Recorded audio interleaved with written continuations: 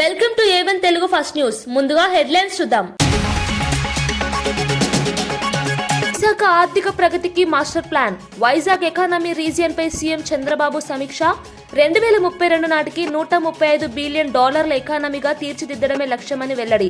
రోడ్లు, పోర్టులతో పాటు 49 కీలక ప్రాజెక్టులపై సమావేశంలో చర్చ. తనపై దుష్ప్రచారం చేస్తున్న వారిపై కవిత ఘాటు హెచ్చరిక. బీఆర్ఎస్ పాలనలో ₹1 లాభం పొందలేదని కవిత క్లారిటీ. తప్పుడు ఆరోపణలు చేస్తే చట్టపరంగా ఎదుర్కొంటానని కవిత వార్నింగ్. పంచాయతీ ఎన్నికల దృష్ట్యా కుట్రలు పెరుగుతున్నాయని కవిత వ్యాఖ్య.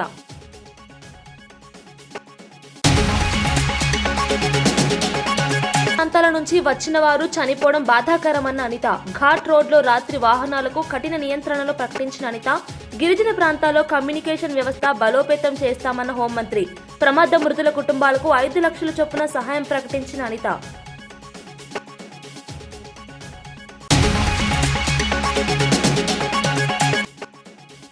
పంచాయతీ ఫలితాలు కాంగ్రెస్ పై ప్రజల నమ్మకానికి నిదర్శనమన్న పీసీసీ మహేష్ కుమార్ గౌడ్. 2 ఏళ్లలో 80,000 నియామకాలు కాంగ్రెస్ పాలనలో సాధ్యమైందని వ్యాఖ్య. రైతు, బీసీ మహిళలకు సంక్షేమం కోసమే ప్రజలు కాంగ్రెస్ ను ఆదరించారని వ్యాఖ్య. తానిపై ఆక్షేపణలు చేస్తున్న నాయకులకు తెలంగాణ జాగృతి అధ్యక్షురాలు కవిత ఘాట్ హెచ్చరిక జారీ చేశారు. తాను చేసిన ఆరోపణలకు నిజమైన సమాధానాలు చెప్పడానికి ముందుకు రావాలని, కానీ తప్పుడు ప్రచారానికి తాను అసలు ఊరుకోనని స్పష్టం చేశారు. బీఆర్ఎస్ పాలన 10 ఏళ్లలో ప్రభుత్వం నుంచి ₹1 లాభం పొందలేదని, తనపై వేసే ఆరోపణలు పూర్తిగా నిరాధారమని పేర్కొన్నారు. తాను ఎవరితోనూ గుట్టు చప్పుడు కాని ఒప్పందాలు చేసుకున్నట్లు ప్రచారం చేయడం దుష్ప్రచారమని అన్నారు.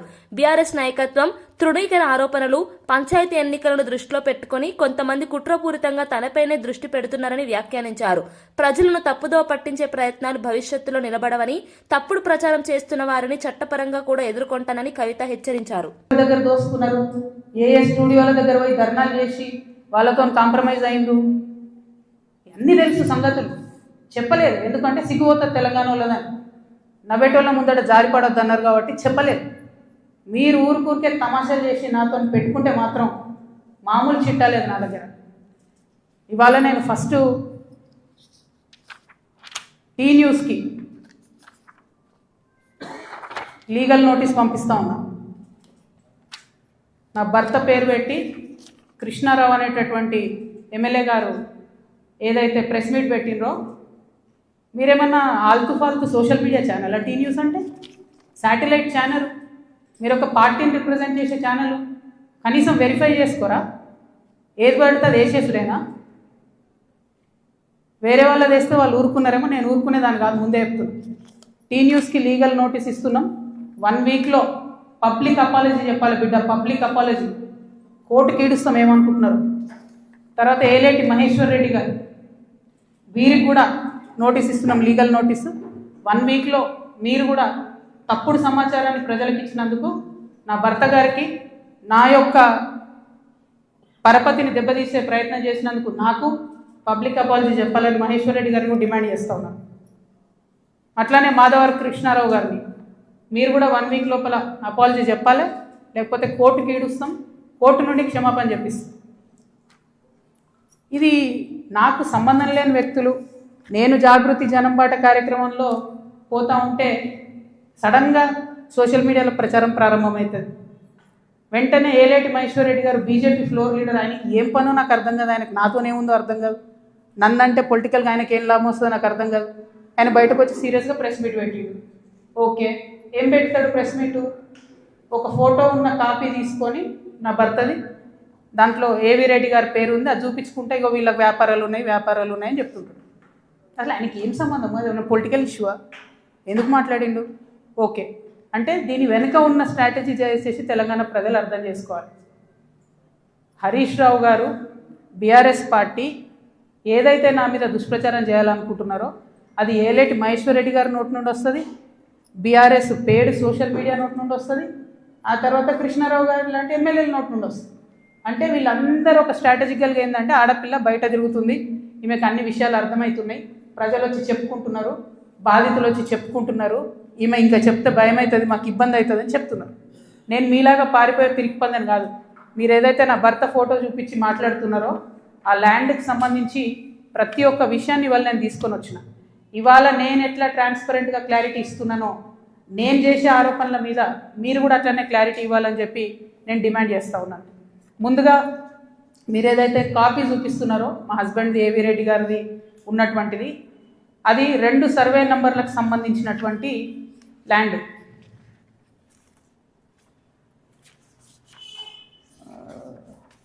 బ్రీఫ్ ఏడవేంద్రబాబు 2019 నుండి 2024 వరకు ఆంధ్రప్రదేశ్లో పూర్తిగా హిందూ వ్యతిరేక ప్రభుత్వం నడిచిందని టీటీడీ పాలక మండలి సభ్యుడు భానుప్రకాష్ రెడ్డి తీవ్రంగా వ్యాఖ్యానించారు. హిందూ సెంటిమెంట్లను దెబ్బతీయడమే ఆ పాలన లక్ష్యం అయిందని తెలిపారు. పవిత్ర దేవాలయ వ్యవస్థను రాజకీయ ప్రయోజనాల కోసం ఉపయోగించడం, టీటీడీ నిధులను దారి మళ్లించే ప్రయత్నాలు చేయడం వంటి చర్యలు హిందూ సమాజాన్ని బాధించాయని అన్నారు. తిరుమల వంటి మహా పవిత్ర ధార్మిక క్షేత్రాన్ని వైసీపీ ధనార్జన కేంద్రంగా మార్చిందని, భక్తుల విశ్వాసాన్ని భంగం కలిగించిన ఘటనలు అనేకం జరిగాయని పేర్కొన్నారు. కోట్లాది హిందువుల అభిమానం, భక్తిని కించపరిచే విధంగా ముఖ్యమంత్రి వ్యవహరించారని ఆరోపించారు. ఇకపై హిందూ సమాజం మోసపోకుండా ఉండేందుకు వాస్తవాలను బయటపెట్టడం తమ బాధ్యతగా భావిస్తున్నామని భానుప్రకాష్ స్పష్టం చేశారు. పవిత్ర రథాలు దగ్నమవడం జరిగింది. హిందూ దేవతా విగ్రహాలు చెవు, చెయ్యి, ముక్కు నరికివేయడం జరిగింది. ఇవన్నీ జరిగితే కూడా అప్పుడుంటి మంత్రులు అవహేళనగా మాట్లాడడం జరిగింది. టీటీడీ నిధులు దారి మళ్లించే ప్రయత్నం చేస్తే అత్యున్నత న్యాయస్థానం హైకోర్టుకు వెళ్ళి స్టే తీసుకొని వచ్చే పరిస్థితి ఆ రోజు ఏర్పడింది. ఇవన్నీ కాకుండా పవిత్ర పుణ్యక్షేత్రమైన తిరుమలని, ధార్మిక క్షేత్రాన్ని ధనార్జన క్షేత్రంగా వైసీపీ ప్రభుత్వం ఆ రోజు మార్చుకోవడం జరిగింది. ధార్మిక క్షేత్రాన్ని ధనార్జన క్షేత్రంగా వైసీపీ నాయకులు మార్చుకోవడం జరిగింది. కోట్లాది మంది భక్తుల మనోభావాలు దెబ్బతీసే విధంగా మీరు మాట్లాడడం జరిగింది. ఇది మంచిది కాదు. నేను జగన్మోహన్ రెడ్డి గారిని, కరుణాకర్ రెడ్డి గారిని, సుబ్బారెడ్డి గారిని 3 ప్రశ్నలు అడుగుతున్నా మిత్రులారా. ఈ పరకామణి అంశం అయిన తర్వాత రిపోర్ట్, ఇది విజిలెన్స్ రిపోర్టు, మేము ఆధారాలతో మాట్లాడుతున్నాం. మా ఎన్డీఏ కూటమి చంద్రబాబు నాయుడు గారు కానీ, పవన్ కళ్యాణ్ గారు కానీ, మా అధ్యక్షులు బీజేపీ అధ్యక్షులు మాధవ్ గారు కానీ ఆధారాలతో మాట్లాడుతున్నాం. ఈ విజిలెన్స్ రిపోర్ట్లో ఏముంది తెలుసా? పోలీస్ అధికారుల నుంచి తీవ్ర ఒత్తిడి వచ్చిన కారణంగా ఈ కేసుని లోక్ అదాలత్లో రాజీ చేసుకున్నా ఉన్నారు. ఎవరయ్యా పోలీస్ అధికారి? వెంకటేశ్వర స్వామి మీద ఒత్తిడి తెచ్చేంత పోలీస్ అధికారి ఎవరయ్యా? సమాధానం చెప్పు జగన్మోహన్ రెడ్డి గారు, సమాధానం చెప్పండి కరుణాకర్ రెడ్డి గారు, సమాధానం చెప్పండి సుబ్బారెడ్డి గారు. దీంట్లో ఆ ఏవిఎస్ఓ ఒక సమర్థమైన అధికారిని ఆ రోజు విజిలెన్స్ వాళ్ళు కూడా రిపోర్ట్ ఇవ్వడం జరిగింది. ఆ ఏవిఎస్ఓ సతీష్ కుమార్ మొన్న విచారణకు వస్తున్నట్టు సందర్భంలో వారు ఏ విధంగా చనిపోయారో మీడియా మిత్రులందరికీ తెలుసు. ఇది అయిన తర్వాత పోలీస్ అధికారి నుంచి ఒత్తిడి వచ్చిందన్నారా? ఇంకోటి అన్నారు జగన్మోహన్ రెడ్డి గారు, దొంగ దగ్గర నుంచి మేము 14 కోట్లు రిజిస్టర్ వాల్యూ 14 కోట్ల ఆస్తులు రాయించుకుంటే దీన్ని తప్పంటారా స్వామి అన్నాడు. అయ్యా స్వామి, దొంగని దాతగా చేశారు, మీరు దొంగని దాతగా చేశారు, థెఫ్ట్ని గిఫ్ట్గా చేశారు. దొంగని దాతగా చేశారు, థెఫ్ట్ని గిఫ్ట్గా చేశారు. ఏ విధంగా రాయించుకుంటారయ్యా మీరు? ఢిల్లీ వాయు కాలుష్యం దేశ రాజధానికి మాత్రమే కాకుండా కోట్లాది ప్రజల ఆరోగ్యానికి పెద్ద ప్రమాదమని రాహుల్ గాంధీ లోక్సభలో స్పష్టం చేశారు. రాజకీయ ప్రయోజనాలు పక్కన పెట్టి ఈ సమస్యపై సమగ్ర చర్చ జరగాలని ఆయన డిమాండ్ చేశారు. కాలుష్యం కారణంగా పిల్లలు, వృద్ధులు, ఉద్యోగులు, కార్మికులు తీవ్ర ఇబ్బందులు పడుతున్నారని వివరించారు. పర్యావరణ రక్షణ ఒక పార్టీ విషయం కాదు, దేశ ప్రయోజనానికి సంబంధించిన సమస్య కాబట్టి వెంటనే చర్చించి పరిష్కారాలు కనుగొనాలని సూచించారు. కాలుష్యాన్ని తగ్గించే చర్యలు, పరిశ్రమల నియంత్రణ, వాహన ఉద్గారాల నియంత్రణ, ప్రజా రవాణా మెరుగుదల వంటి అంశాలను సమీక్షించాలని కోరారు. ప్రభుత్వం తక్షణ చర్యలు తీసుకోవాలని, ప్రజల ఆరోగ్యాన్ని కాపాడటం అత్యవసరమని రాహుల్ తెలిపారు. People are getting cancer, older people are struggling to breathe. This is a interesting issue because I'm certain that there will be full agreement between the government and us on this issue. This is not a this is not an ideological issue. This is, everybody in this house would agree that air pollution, the damage it is doing to our people, is something that we would like to cooperate on. Phone అక్రమ tapping కేసులో నిందితుడిగా ఉన్న మాజీ IPS అధికారి Prabhakar Rao SIT ఎదుట శుక్రవారం లొంగిపోయారు. Supreme court ఆదేశాల మేరకు ఆయన జూబ్లీహిల్స్ పోలీస్ స్టేషన్ కు హాజరయ్యారు.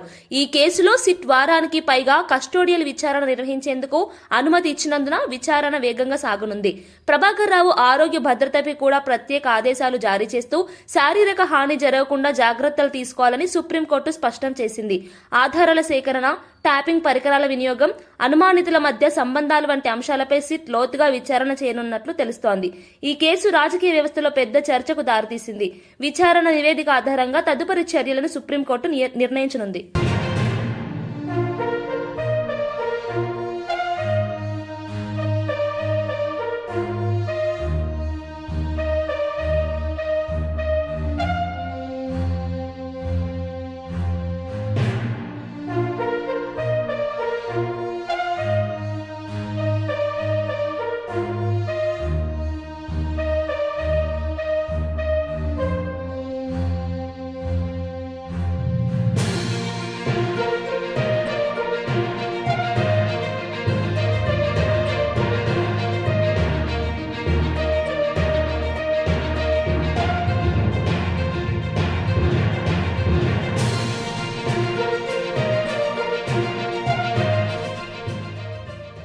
రోడ్డు ప్రమాదంలో మరణించిన కుటుంబాలకు ప్రభుత్వం పూర్తి సహాయం అందిస్తుందని మంత్రులు గుమ్మిడి సంధ్యారాణి ప్రకటించారు.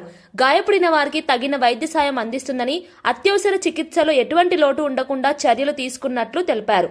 ప్రమాదం చోటు చేసుకున్న క్షణం నుంచి స్థానిక అధికారులు, వైద్య సిబ్బంది సమన్వయంతో పనిచేస్తున్నారని వివరించారు. బాధిత కుటుంబాలకు త్వరలోనే ప్రభుత్వం నుండి ప్రత్యేక పరిహారం ప్రకటించనున్నట్లు తెలిపారు.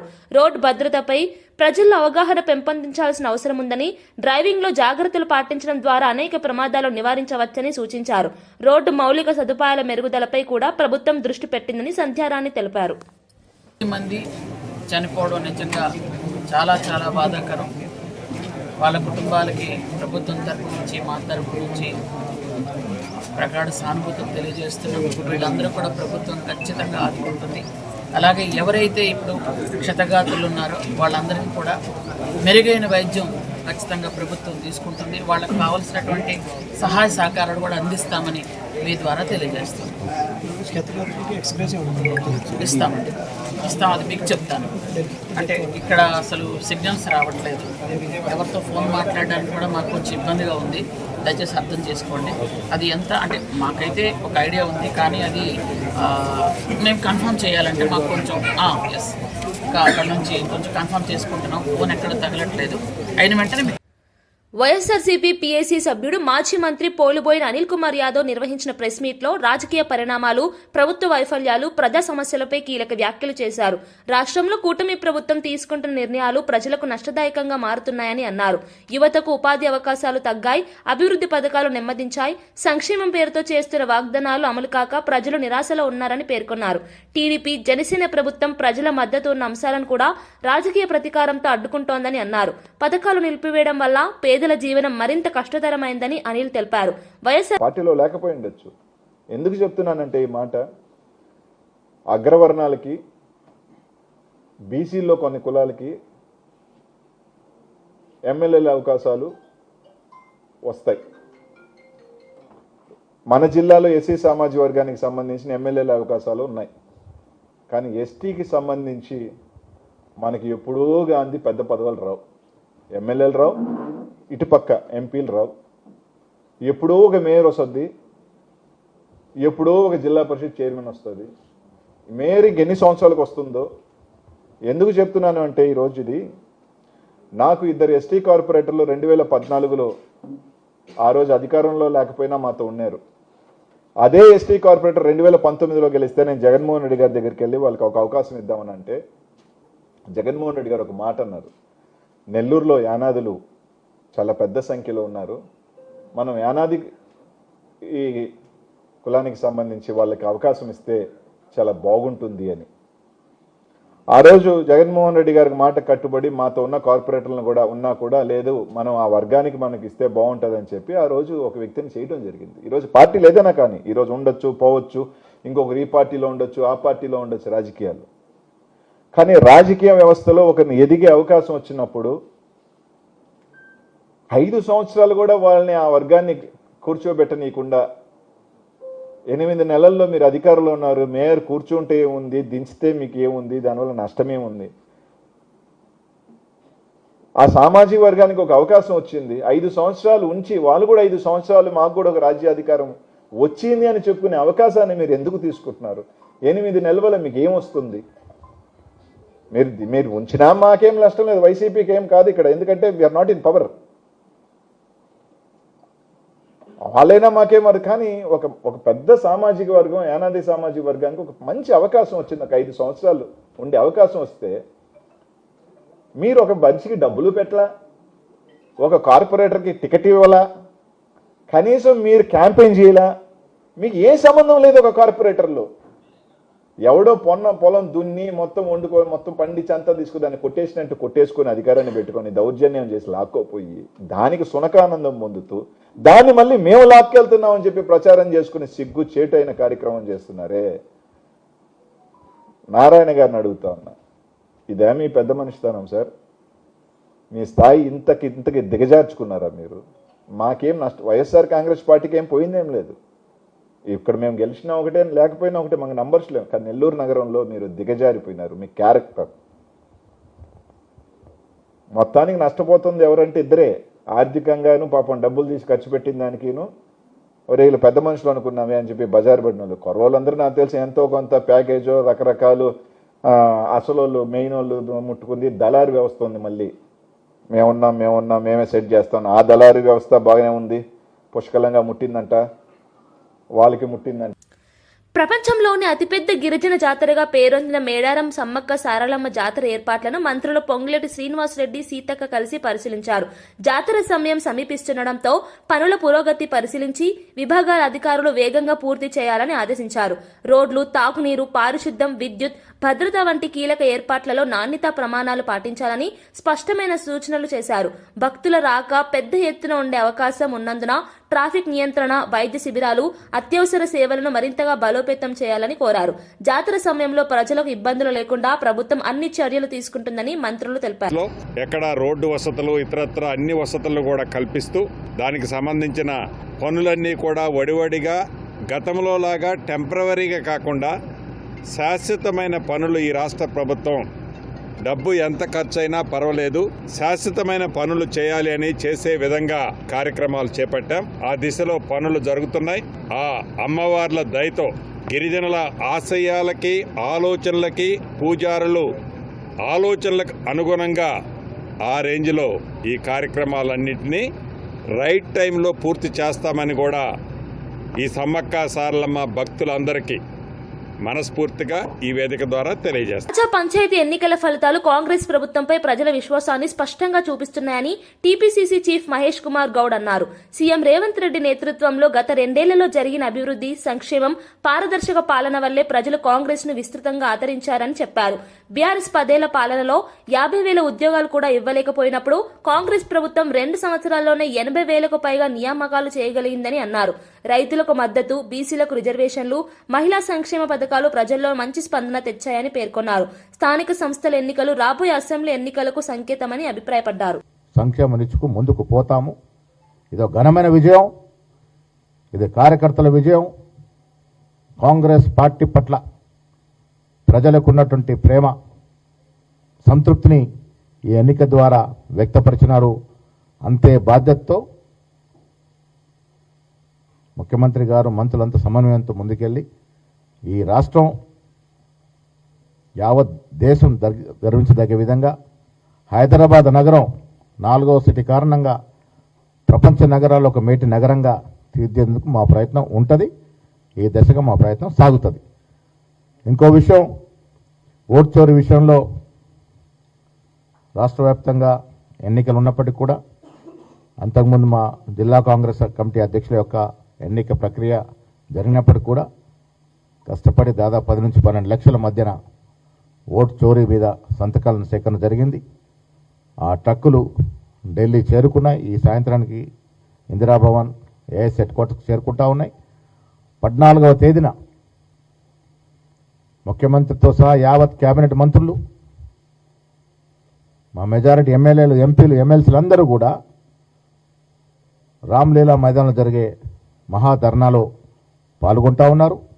పాల్గొనాల్సిందిగా నేను విజ్ఞప్తి చేస్తూ ఉన్నాను. 11న జరిగిన మొదటి ఫేజ్ ఎన్నికలు ముగిసిన చోటు నుంచి పెద్ద ఎత్తున కార్యకర్తలు కూడా మహాధర్నాలో ఢిల్లీలో జరిగే కార్యక్రమంలో పాల్గొంటా ఉన్నారు. ఆ దశగా వారందరూ పాల్గొనాల్సిందిగా పెద్దలందరికీ, మా పిఏసీ సభ్యులకి, మంత్రులకి, ఎమ్మెల్యేలకి, ఎమ్మెల్సీలకి, ఎంపీలందరూ కూడా విజ్ఞప్తి చేస్తూ ఉన్నాను. దేశం ప్రజాస్వామ్యాన్ని కూని చేసే విధంగా ఈ దేశం నడుస్తున్నటువంటి బీజేపీ ప్రభుత్వం ప్రయత్నాలు చేస్తూ ఉంది. స్వయం ప్రతిపత్తి కలిగిన సంస్థలను కూడా నిర్వీర్యం చేస్తూ సిబిఐని, ఈడీని విచ్చలవిడిగా వాడుకుంటూ ఎలక్షన్ కమిషన్ ఆఫ్ ఇండియాని కూడా తన గుప్పిట్లో పెట్టుకొని వారికి అనుకూలంగా అవసరం చోట ఓట్లు తీసివేత, అవసరం కావాల్సిన చోట ఓట్లు. కాకినాడ జిల్లా పిఠాపురంలోని పాదగై క్షేత్రానికి మహారాష్ట్రలోని నాసిక్ నుంచి దాదాపు 300 మంది స్వామీజీలు ప్రత్యేకంగా చేరుకోవడంతో ప్రాంతం భక్తిమయంగా మారింది. కుక్కుటేశ్వర స్వామివారి ఆలయం కాషాయ వర్ణంతో అలంకరించబడగా శివనామ స్మరణతో పరిసరాలు మార్మోగాయి. పిఠాపురం క్షేత్రానికి కాశీతో సమానమైన ఆధ్యాత్మిక ప్రాధాన్యం ఉందని స్వామీజీలు పేర్కొన్నారు. కోట్లాది పితృదేవతల విమోచన స్థలంగా భావించబడే ఈ ప్రదేశానికి వచ్చే భక్తుల సంఖ్య ఇటీవల సంవత్సరాల్లో భారీగా పెరుగుతోంది. ఆలయ అధికారులు స్వామీజీలకు ప్రత్యేక దర్శనం, వేద పండితులతో సమావేశాలు ఏర్పాటు చేశారు. ఈ సందర్శనతో పిఠాపురం ఆధ్యాత్మిక ప్రసిద్ధి మరింతగా వెలుగులోకి వచ్చింది. మళ్ళీ గోదావరి పవిత్రం తెలపడానికి మన భారతదేశంలో ఉన్న సాధు సంతులంతా వచ్చి మన గోదావరి పవిత్రత అంటే ఏంది, అసలు గోదావరి అంటే ఏంది, మనకు ఉత్తర భారత్ లో నర్మదా ప్రదక్షిణ ఎంత ముఖ్యమో మన గోదావరి కూడా అంత ముఖ్యమే అని మన భారతదేశంలో ఉన్న సాధు సంతులు అందరు వచ్చి ఈ గోదావరి ప్రదక్షిణ చేస్తుంది. ఎందుకు అని అంటే మనదిక్కడ రోజు రోజుకు హిందూ ధర్మం నశిస్తుంది. దీన్ని జాగృతం చేయడానికి సాధు సంతులు ఒక్కటయ్యి వీళ్ళందరూ కలిసి మన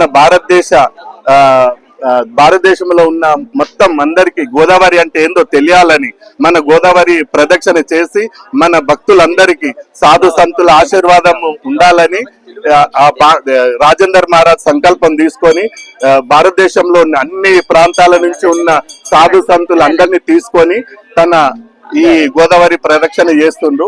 మనము ఈ సాధు సంతుల ఆశీర్వాదం తీసుకొని మన 2 రాష్ట్రాల తెలంగాణ, ఆంధ్ర రాష్ట్రాల ప్రజలు వాళ్ళ పాదధూళ్ళతోటి పవిత్రం అవుతారనే ఉద్దేశంతో మీ అందరికి ఆ గోదావరి మయ్య ఆశీర్వాదం ఉండాలని కోరుకుంటున్నాం.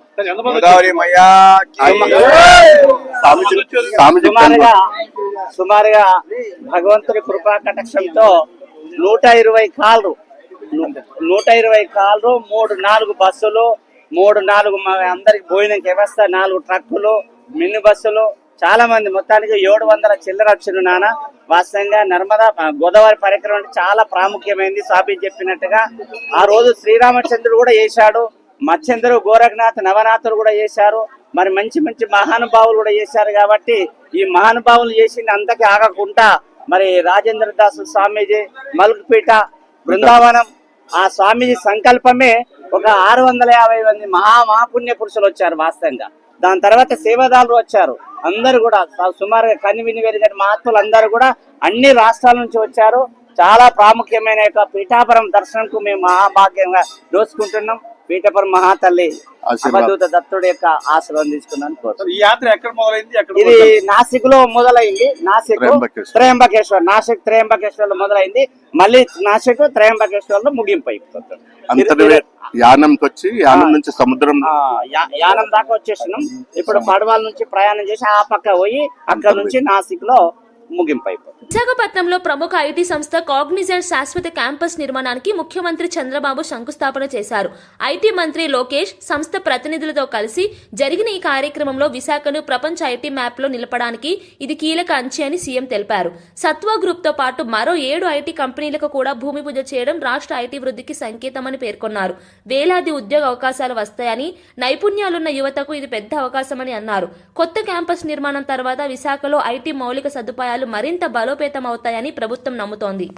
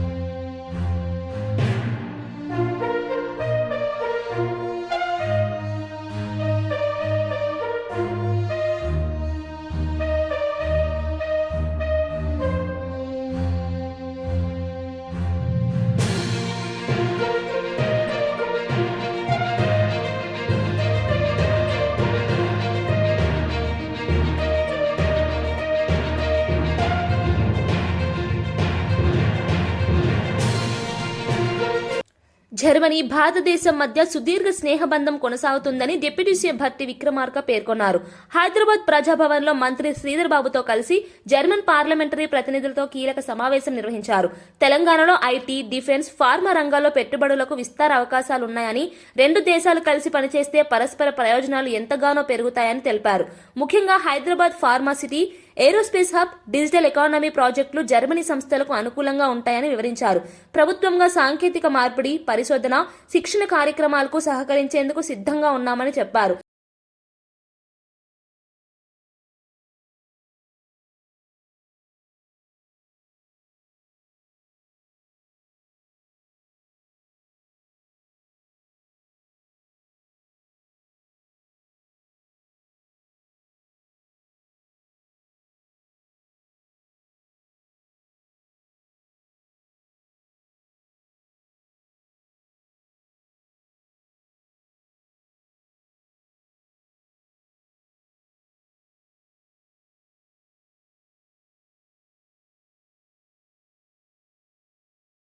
వార్తలు ముగించే ముందు ముఖ్యాంశాలు మరోసారి. విశాఖ ఆర్థిక ప్రగతికి master plan, Vizag economy region పై సీఎం చంద్రబాబు సమీక్ష. 2032 నాటికి $135 బిలియన్ ఎకానమీగా తీర్చిదిద్దడమే లక్ష్యమని వెల్లడి. రోడ్లు, పోర్టులతో పాటు 49 కీలక ప్రాజెక్టులపై సమావేశంలో చర్చ. తనపై దుష్ప్రచారం చేస్తున్న వారిపై కవిత ఘాటు హెచ్చరిక. బీఆర్ఎస్ పాలనలో ₹1 లాభం పొందలేదని కవిత క్లారిటీ. తప్పుడు ఆరోపణలు చేస్తే చట్టపరంగా ఎదుర్కొంటానని కవిత వార్నింగ్. పంచాయతీ ఎన్నికల దృష్ట్యా కుట్రలు పెరుగుతున్నాయని కవిత వ్యాఖ్య.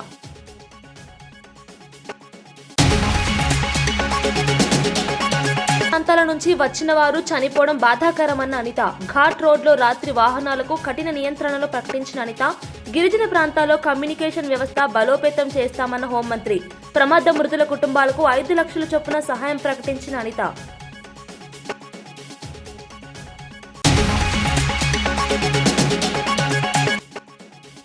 పంచాయతీ ఫలితాలు కాంగ్రెస్ పై ప్రజల నమ్మకానికి నిదర్శనమన్న పీసీసీ మహేష్ కుమార్ గౌడ్. 2 ఏళ్లలో 80,000 నియామకాలు కాంగ్రెస్ పాలనలో సాధ్యమైందని వ్యాఖ్య. రైతు, బీసీ, మహిళలకు సంక్షేమం కోసమే ప్రజలు కాంగ్రెస్ ను ఆదరించారని వ్యాఖ్య. ఇవి ఈనాటి వార్తా విశేషాలు. మరో బులెటిన్లో మళ్ళీ కలుద్దాం. నమస్కారం.